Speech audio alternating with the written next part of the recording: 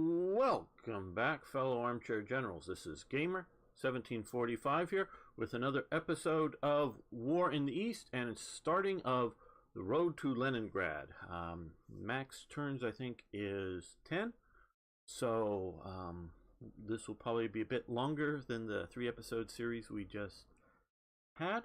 Still very much learning this. I do want to play the sort of big grand campaign someday.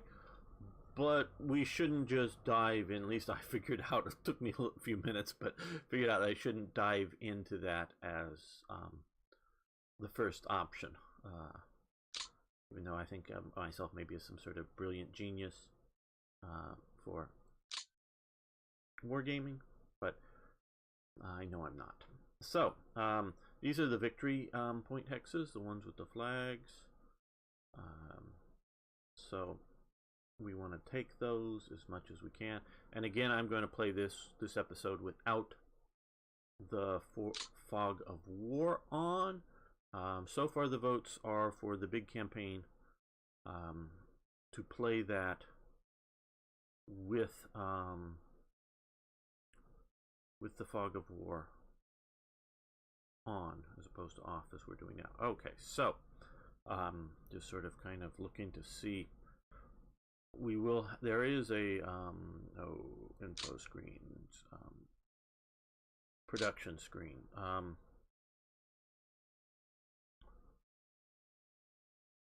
Capacity damage pool build units. Not 100% sure on how to read all of this. Sure we will continue to learn. Now we're going to start with some airfield bombardment to try to disrupt their air. Man, how big of a okay, not very many aircraft. More aircraft though. Let's okay, and here. Okay, so let's start with here. Airfield bomb, they lost 105 fighters. And we're going to, they lost 17 fighters, not nearly very many. Okay, a bunch more bombers. One last. Yeah, good. That should really put big dents into their air power.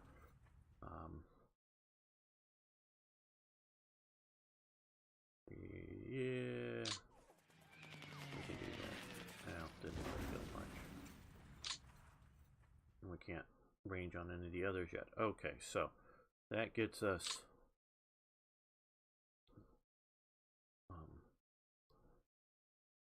that going. I do believe get more units as time goes on. Now we need to break out here, and I want to try to do it in the most efficient method possible. Okay, let's do a prepared attack here. Just hopefully do, yeah, probably overkill. All right, now.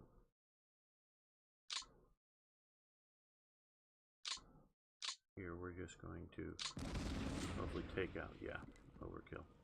Good, take that out, so we'll free up movement here.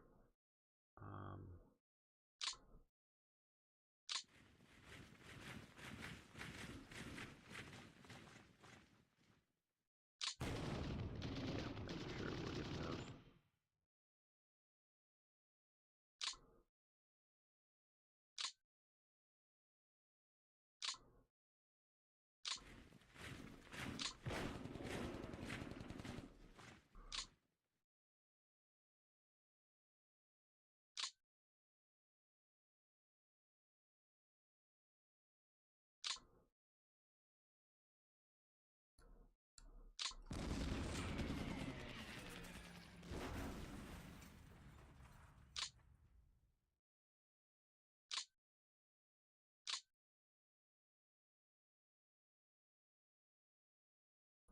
Well,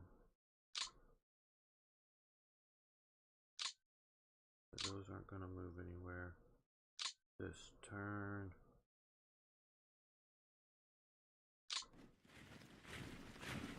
They can come up.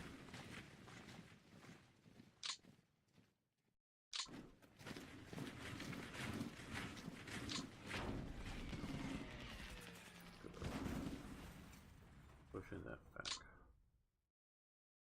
Okay, so we've got them.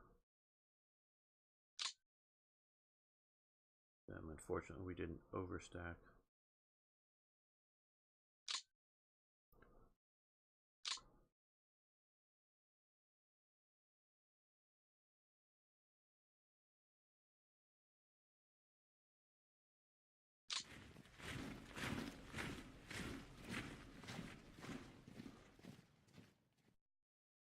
We do have some motorized units.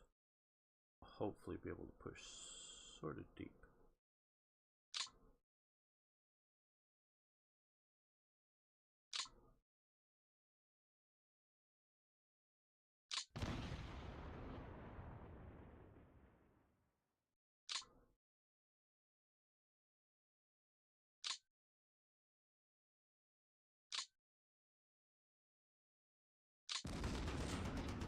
Good. The fortress surrendered.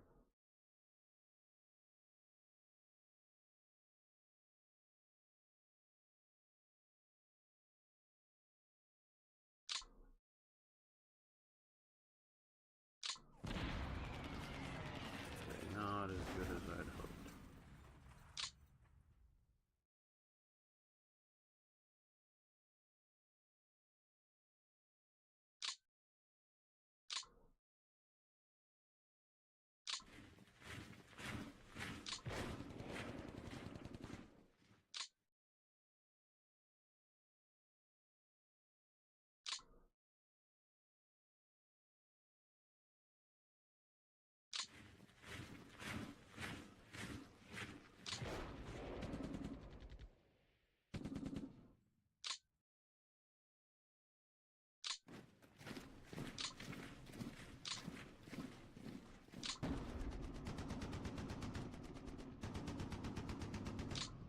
Pushing those back. Now we're going to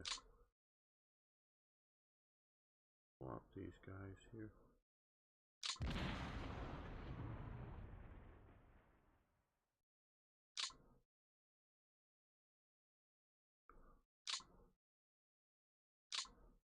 Don't want the armor used just yet.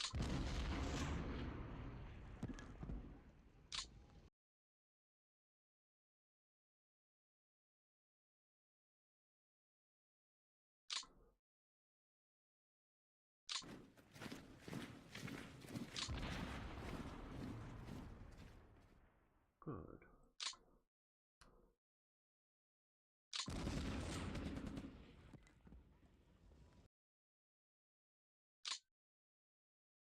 And there we go.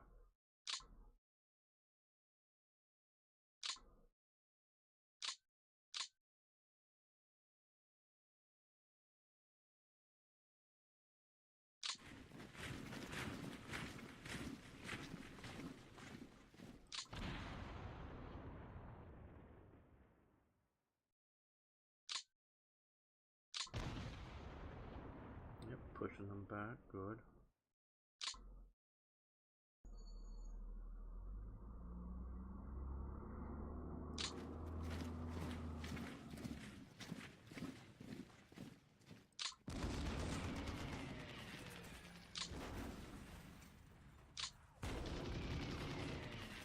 Oh, they held. Should have a little more prepared for the armor. They got routed. Good. We've got some armor to move up as well.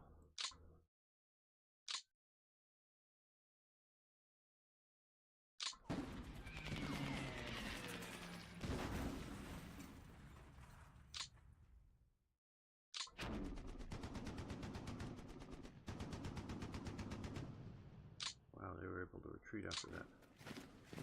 Fairly heavy hit.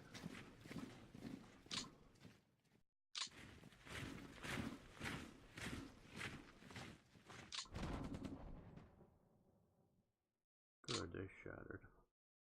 And the weaker one attacks up here.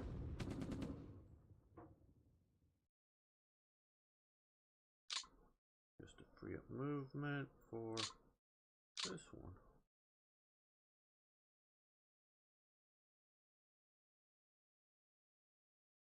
I want to control the railhead as much as possible.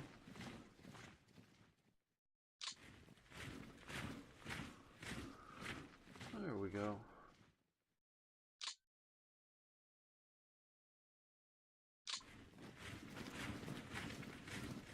Push those guys back even further.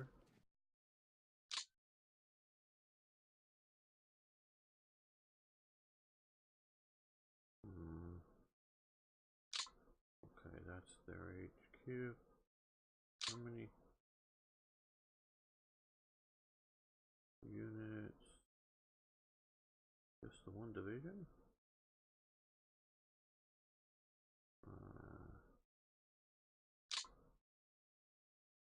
Okay, that's theirs.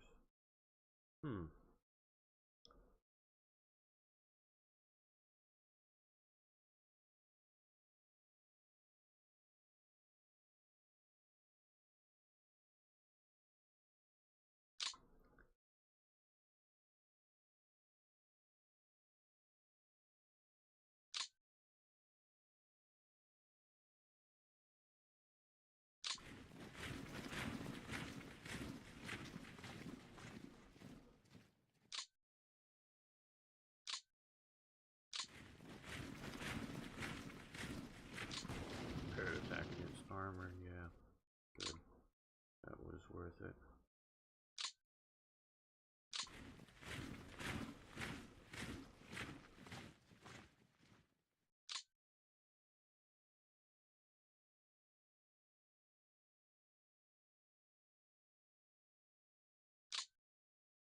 Okay, those are just the Totenkopf division and some air bases.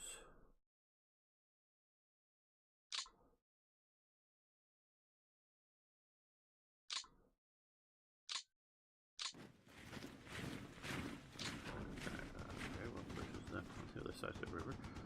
Not exactly what I wanted, but okay.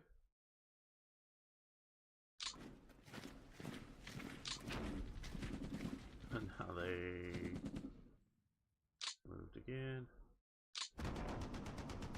And now they shattered. We couldn't retreat too much. Now.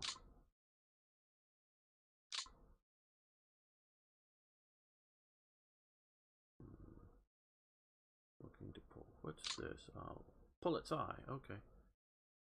I like their nuanced coloring.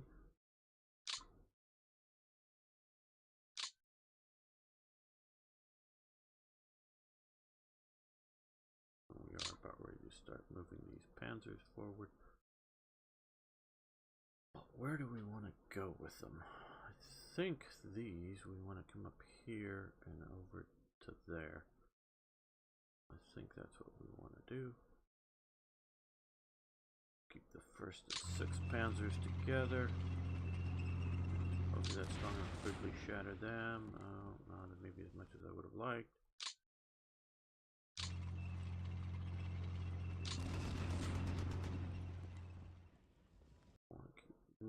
Keep moving. Why do you? Oh, I don't know.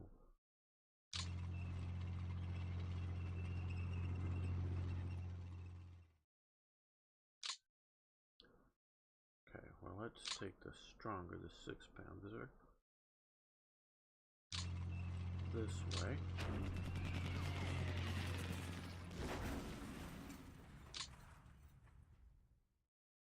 Now, can we get?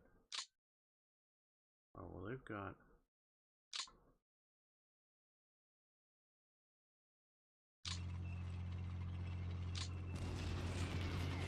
But they retreated.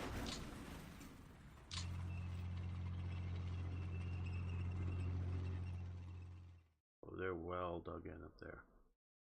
That's 25 defensive. So before we start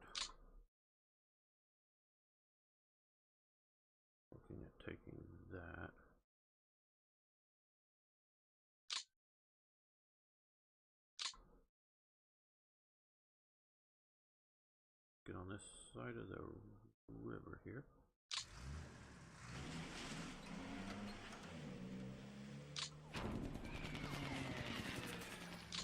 Good.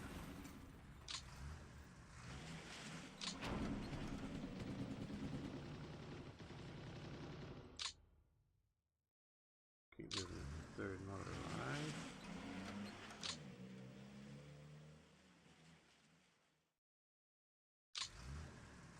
Hopefully shattering their command structure. So I'm sure I'm overstraining mine.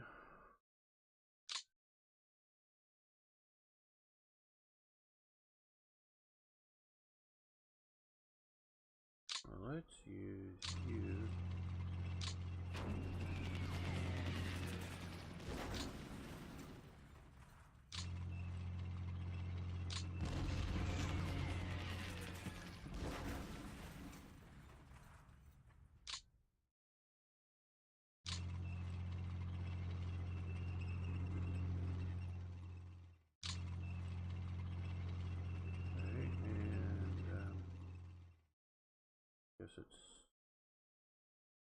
We're stuck in a bit of a swamp or something. Can't get across that wide river, or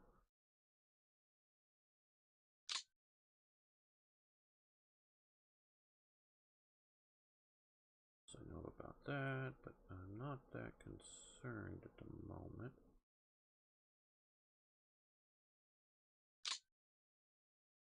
Trying to exploit out as far and rapidly as possible.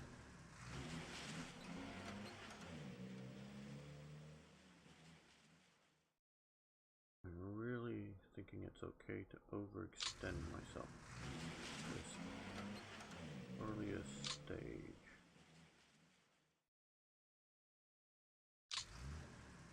Lots of fuel captured. The fortress unit can't move.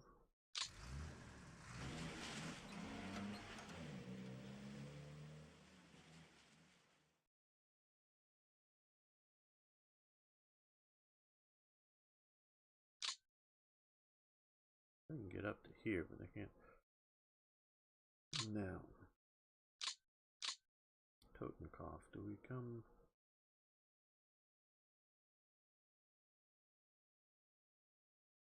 here and then up to there maybe?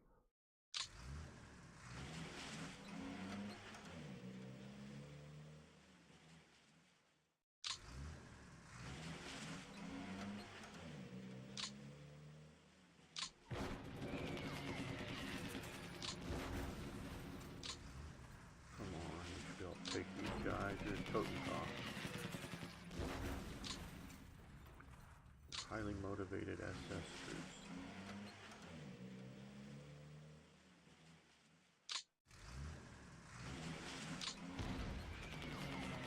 Oh, good. Well.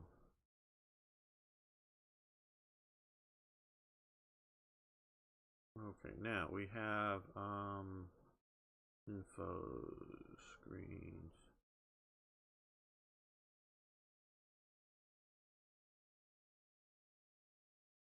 No, I don't want to move you by rail.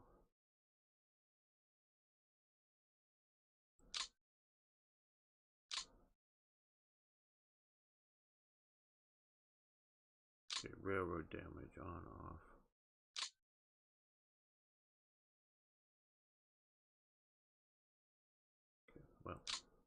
Okay, well, that's giving me some of the information I want. Now here, in the Baltic zone, I read it costs one of the action points to repair.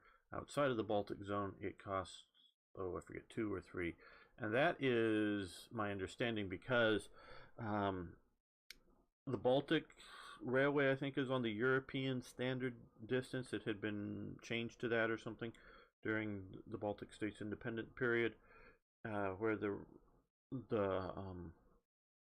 Russian railways were on the wider standard. And this obviously created a massive headache for the Germans, and I really don't think they prepared nearly well enough. Obviously, we have these repair units here, but they could have done so much more because they knew the different standards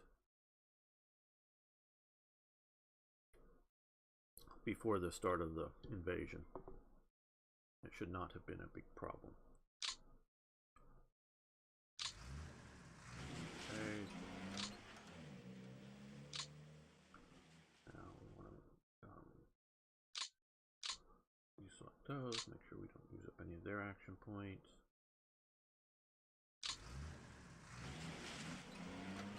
Okay, that's good. So that at least gets us a little bit of the railway to start being repaired. We keep supplies up.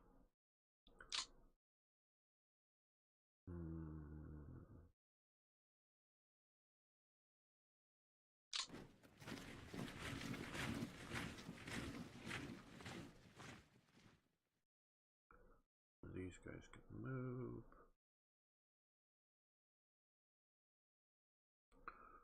Now I'm going to have to do a better job with the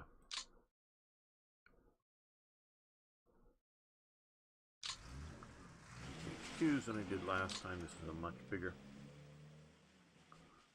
theater.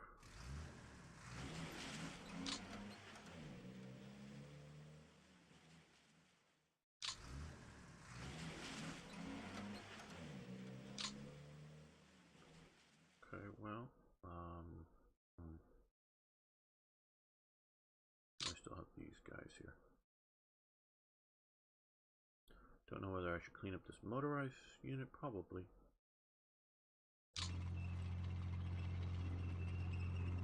No point in not really doing that.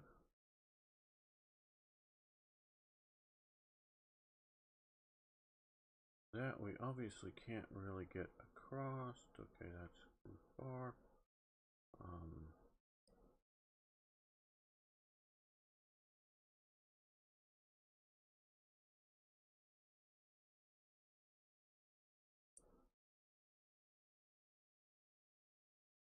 Definitely going to move towards Riga, but I'm trying to keep from just feeling I gotta rush it.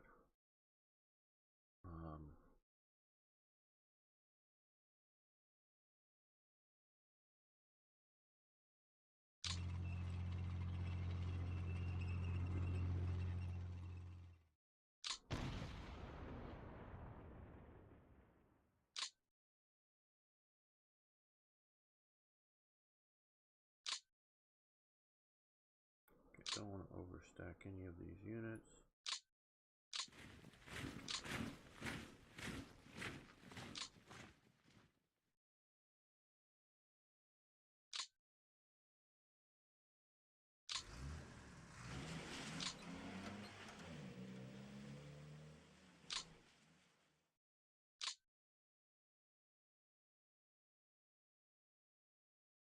Some of their units are way out there, so let's feel much more confident now that we cleared that one unit out.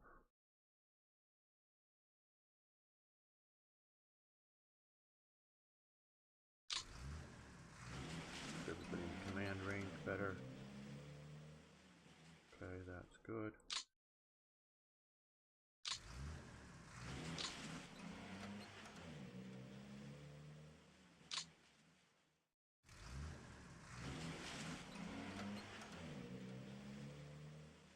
Okay, they're still a little too far out, so let's see if we can do that.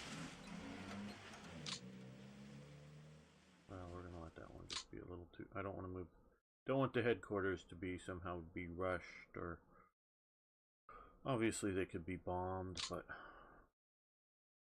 and since we have the fog of war off, they can see them.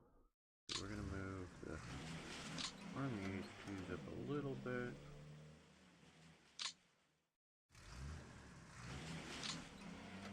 Just so that they are partially also I'm thinking freeing up some space here.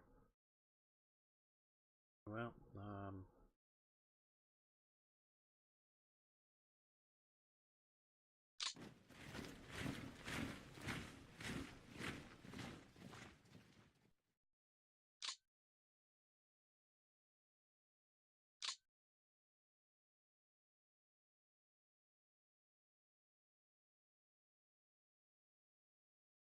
Air Corps Air Base. Okay, well.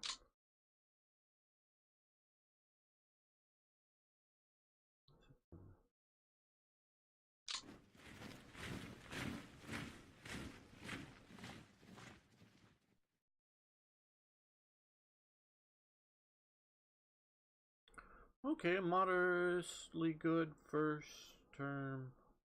Advance. Okay, I like that. Well, let's end the turn. Yes. They're probably going to try to retreat or something. Maybe they'll try to counterattack somewhere.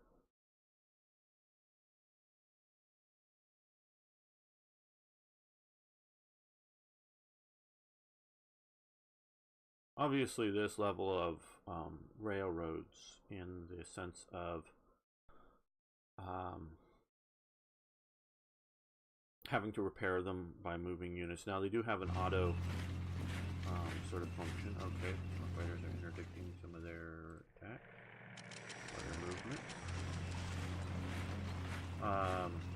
Is more than what should be on the grand strategy scale of Hearts of Iron 3 or 4, and the detail of the going to just what provinces and just where they connect, that is also, in my opinion, overdoing it for the Hearts of Iron 4 scale. Well, let me take you guys, of course. Very few Panzer losses, though we've had very few Panzer actions. Some stuff. Took out a bunch of Soviet equipment, though. Now, a lot of these vehicles in here could have been returned to service. Question is, do you want to return them to service? And my answer is a sure yes. Why? Well, all these military vehicles are useful, okay? Okay, like the Gauss anti-aircraft machine gun trucks. Okay, they are, if the trucks are too badly destroyed, you strip them down, take the machine guns off of them. Fine. The T-26, I think those are the light tanks. I know the BT-7s are very much the very fast tanks based off of the Christie tanks. And okay, they have light armor. They are out of date, and you definitely don't want to. Well, you don't want to run into T-34s with them. You might be able to outrun and get away from T-34s with them, but they still are of military use.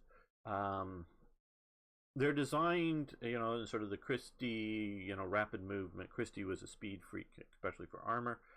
And that's very much onto sort of the, the cavalry style of speed. There's the enemy. They got anti-tank rifles or anti-tank guns. Well, let's just drive at them at 40 miles an hour. They're only going to be able to actually hit and damage a few of us, because you might, and even those that they hit and damage, they may not even hurt any of the crew. But you just, you drive over them, maybe literally over the guns themselves, because the vehicle itself is a weapon. Tanks are an intimidation weapon, just coming at you, but, rolling over, infantry, they can do that. So, simply as a speed kind of thing, that you're going to lose fewer vehicles as you move so fast against the enemy. And that's very legitimate way to use tanks like that, especially in fairly large numbers.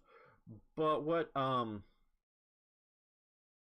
is also a way to use, whether a fast moving tank like that or any other tank, is, hey, I've got an infantry battalion or company.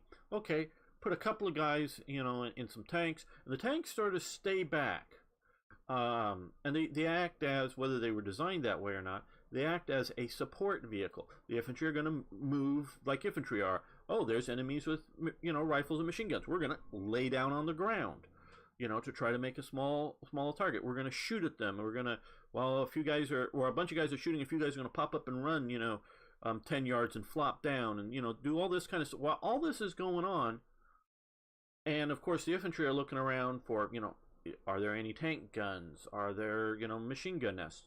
Well, as they, identify machine gun nests, the tanks at sort of longish range can shoot at, machine gun nests or strong points. And so it just becomes an armored box that's bulletproof, not necessarily anti-tank rifle proof or anti-tank gun proof, but is bulletproof and can shoot an effective artillery round here, whether it's, an anti-tank or howitzer or infantry type gun at an enemy. So absolutely every single kind of thing I could get my hands on, and could, obviously you have maintenance situations, spare parts and how much time it takes to maintain some of these things.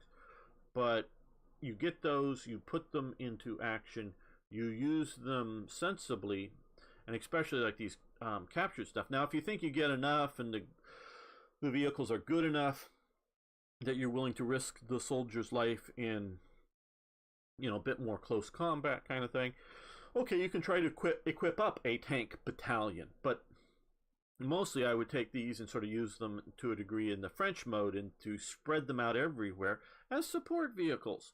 So absolutely. And the one thing that I noticed the Germans never seem to have done, and I don't quite get that, especially because they did it to their own vehicles, is put on skirt armor on the Soviet vehicles. Because there's a few recorded incidences of where you get the captured like T-34 or something driving towards the German lines, and the Germans shoot it because they didn't identify the the Balkan crosses there on it, because it's sort of dusk or wasn't very clear, and so they're seeing the outline of the tank, and it's an enemy outline of the tank, and it's coming towards them. They presume it's an enemy and kill the vehicle by friendly fire. But if they just quickly, and the skirt armor is mostly mild steel, so you could even use almost like corrugated sort of it is like pressed steel, but that you do for roofing, or just some sort of cheap ass stuff to space it out, which is good for hollow charged shells to initially detonate them at a range, but is also would radically change the outline of a T-34. And you go, well, there's vision slits and there's other things. Sure, cut out big, extra big vision slits in the expanded armor so that you can't even see it, as you look, just a larger window, if you will, projected out from the Soviet vision slits. And so, but you create such a different outline to the vehicles, along with Balkan crosses and Nazi flags put on top of them so the dive bombers don't hit them and all that kind of stuff. Now, the Germans used a lot of those for their own vehicles, trucks, because a truck looks like a truck from the air as you're coming down on it, and they're often covered with enough dust that you can't really tell German color from Soviet color. So the Germans, once they controlled the air area, and often that was the case on the Eastern Front enough, that especially leading reconnaissance type vehicles that they thought would be out in front of the main lines of activity, they would put the swastika flags on their roofs, just so that the aerial only for aerial observation.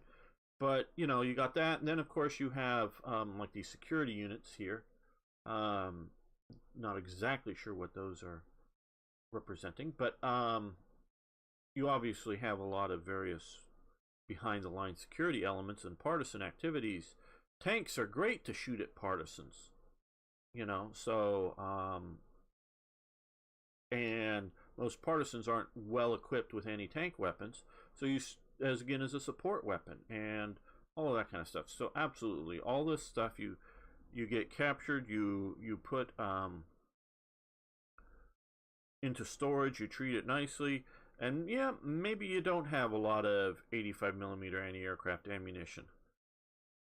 What are you going to do? I don't know that particular gun is